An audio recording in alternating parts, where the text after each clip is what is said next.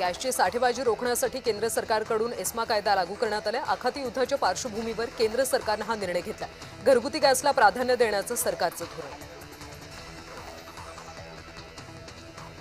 विधानसभेतल्या लक्षवेधी प्रश्नांची संख्या वाढणार आहे। सर्वपक्षीय आमदारांची मागणी विधानसभा अध्यक्ष राहुल नार्वेकरांकडून अंशतः मान्य करण्यात आली। सर्वपक्षीय आमदारांनी 10हून अधिक लक्षवेधी स्वीकारण्याची मागणी सह्यांच्या निवेदनाद्वारे केली होती। आजच्या परिस्थितीवर सरकारची भूमिका काय? युद्ध भारताच्या सीमेवर आले, सत्ताधाऱ्यांना कोणतीही चर्चा होऊ द्यायची नाहीये अशी टीका सरकारवर युद्धजन्य परिस्थितीवरून संजय राऊतांनी केली। जालना भोकरदन अवैध गर्भपात प्रकरणातील मुख्य सूत्रधार डॉक्टर दिलीप सिंग राजपूतचा भाजपच्या नेत्यांसोबतचा फोटो समोर आला। यावर ठाकरे गटाचे नेते अंबादास दानवे यांनी ट्विट करत सरकारवर सडकून टीका केली। ही भाजपची पॉलिटिकल ड्रायक्लिनिंग आहे की गुन्हेगारांचं अभयदान, असा सवाल त्यांनी विचारला। नाशिक महापालिकेमध्ये स्वीकृत नगरसेवक पदासाठी महत्त्वाचा निर्णय होण्याची शक्यता आहे। स्वीकृत नगरसेवक पदासाठी 1 वर्षाचा काळ देण्याबाबत निर्णय होऊ शकतो अशी माहिती सूत्रांनी दिली।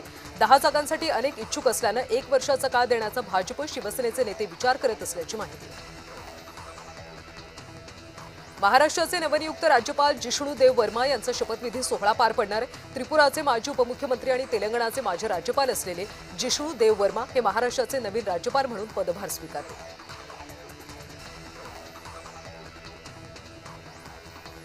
आता राज्यातल्या ग्रामीण भागातल्या महत्त्वाच्या बातम्या। आखाती देशातल्या युद्धामुळे साखर निर्यात ठप्प झाले, त्यामुळे साखरेचे बाजारभाव किलो मागे 4 ते 5 रुपयांनी गडगडले। सध्या साखर उद्योग संकटात आल्याचं विघ्नहर सहकारी साखर कारखान्याचे चेअरमन सत्यशील शेरकर यांनी म्हटलं। कोल्हापूरच्या भुदरगडमधल्या पाटगावचे माजी सरपंच गेल्या 2 महिन्यांपासून बेपत्ता आहेत। 2 महिन्यांपासून पोलिसांना सुद्धा तपासात कोणतंच यश आलं नाही, त्यामुळे बीड जिल्ह्यातल्या मस्साजोग प्रकरणाची कोल्हापूरमध्ये पुनरावृत्ती झाली का अशी भीती व्यक्त केली जाते। आखाती देशातल्या युद्धामुळे एमआयडीसी कंपन्या बंद पडायला सुरुवात झाली। सरकारकडून एलएनजी गॅस बंद करण्यात आल्यानं उद्योजकांवर मोठं संकट उभं राहिले। परिणामी इथले 4 कारखाने लवकरच बंद होतील असं सांगितलं जातं। धुळे जिल्ह्यामध्ये पालेभाज्यांचे दर वाढलेत। उन्हाचा परिणाम भाजीपाल्यावर झाला असून हिरव्या भाज्यांचे दर वाढलेत। पुढचे किमान 4 ते 5 महिने भाज्यांचे दर वाढत राहणार असल्याची माहिती विक्रेत्यांनी दिली। राज्यामध्ये कुस्ती खेळात पूर्वी होणारी एकच महाराष्ट्र केसरी स्पर्धा आता वेगवेगळ्या संघटनांकडून होत आहे। या स्पर्धेबाबत एकत्रितपणे निर्णय घेण्यासाठी उद्या 2000 पैलवान कराडमध्ये येणार आहेत। पैलवान चंद्रहार पाटील यांनी ही माहिती दिली। पत्रकार परिषद घेऊन कुस्ती स्पर्धेबाबत पैलवान भूमिका जाहीर करणार आहेत।